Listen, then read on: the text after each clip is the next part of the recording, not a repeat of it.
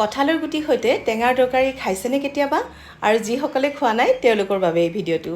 আৰু এয়া মই বনাবলৈ লৈছোঁ মেষ্টা টেঙাৰে কঁঠালৰ গুটিৰ তৰকাৰী আৰু এয়া হৈছে মেষ্টা টেঙা তাৰ পিছতে ইয়াতে ল'ম অকণমান কঁঠালৰ গুটি আৰু এই কঁঠালৰ গুটিখিনি মই প্ৰথমে বইল কৰি ল'ম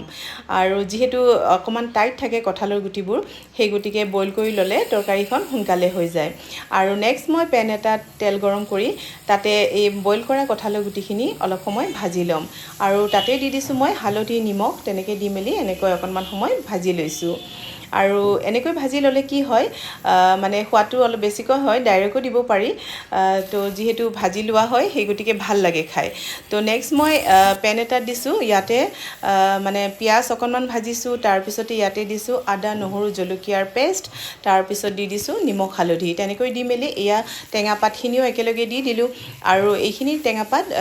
মানে পমি গৈ অকণমান হ'বগৈ এয়া দেখিছেনে অকণমান হৈ গৈছে আৰু এইখিনি বহুত টেঙা হৈ যায় আৰু যোনে যিমান টেঙা খায় সেই অনুসৰি দিব পাৰে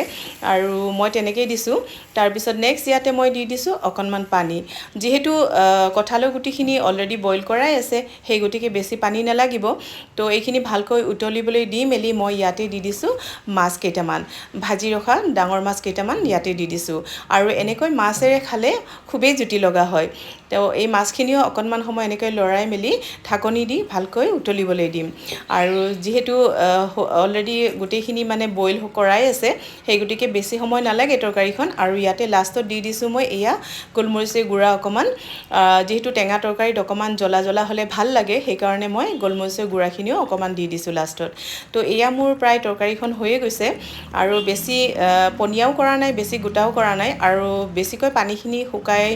শুকালে মানে পিছত গৈ একেবাৰে ঘন হৈ যাবগৈ যিহেতু কঁঠালৰ গুটিখিনি অকণমান গোটাই হয় তৰকাৰীবোৰ বেছিকৈ